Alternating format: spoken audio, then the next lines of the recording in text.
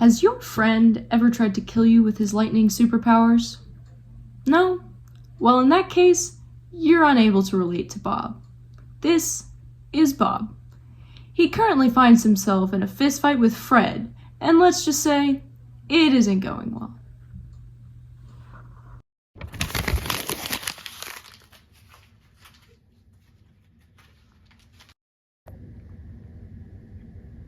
Now here's a few things to understand about lightning. First off, lightning is neither direct nor alternating current. It can't be alternating since it flows in one direction, but it can't be direct since the flow is not steady. Lightning has a single direction current that flows in a series of flickers called return strokes, about 1 every 30 microseconds within a strike. For this reason, we call it pulsing direct current.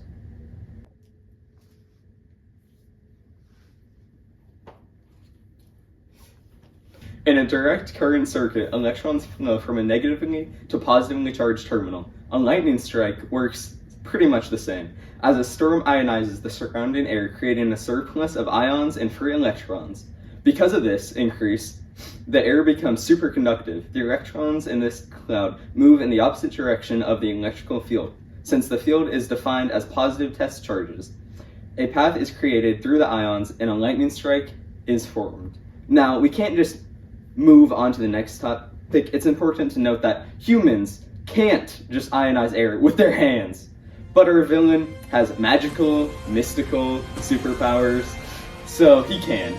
Meaning that he can totally shoot lightning from his fingertips. Just go with it.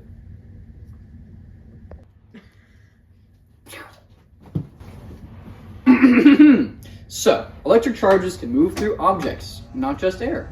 Conductors are objects that have weakly attached valence electrons, meaning that they can be dislodged easily in an electric field. This creates a pathway and allows for conductors to direct or redirect electrical currents. Here we've got some conductors. Some conductors. Insulators are the opposite, and they have very few free electrons. For this reason, they do not conduct a charge well, and are instead often used to prevent electric charge from going where it isn't wanted. So you can see we've got some insulators. This is rubber, ceramic, and plastic. Here's the question though. Should Bob try to insulate the lightning's charge or redirect it? How will he be able to defeat the terrible tyranny of Fred? Clearly, Bob can't fight this maniacal massacrist on his own, so he's turned to his outstanding science knowledge to help him. His first idea was water. Water has a bunch of positive and negative ions in it, meaning that it's a great conductor, and channels the current right back to Bob. Yeah, that's not gonna go well.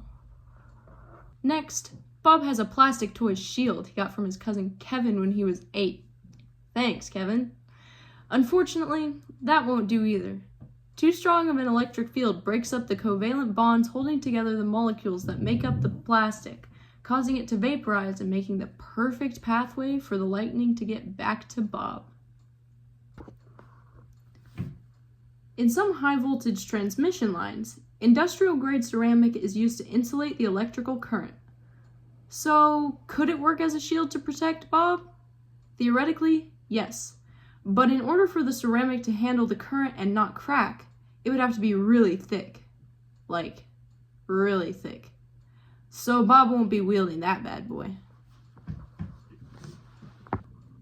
But there is another option. A Faraday cage is a metal enclosure that when hit by an electrical charge protects the object inside. When an outside electromagnetic field, such as the one creating the lightning's path, touches the metal of the cage's exterior, the free electrons quickly rearrange, and an oppositely charged field is created in the chamber's interior. The two fields perfectly cancel out, creating a zero electric field inside of the chamber. The charge is redirected around the conductive exterior of the cage, choosing the path of least resistance due to the high amount of free electrons. In this demonstration, the string represents our hero.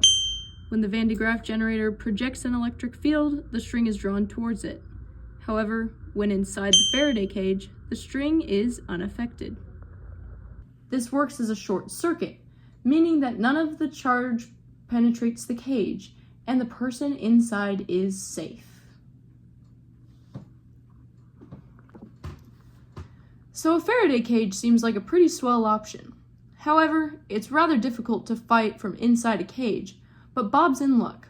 Cars work just like Faraday cages, and when hit with a lightning strike, the metal conducts the charge along the exterior of the car and ultimately into the earth through the car's tires, where it disperses and the charge balances out.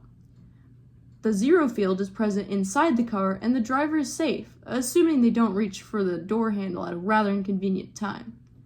So, if Bob were to remain in the car, he could fight without ever getting hit by lightning. All he needs is to get up to a good speed and voila! Momentum from the car's motion carries it forwards, even if the strike damages the car or blows the tires. And the world is saved from the electrifying enemy Fred. Bob goes down in history as a hero.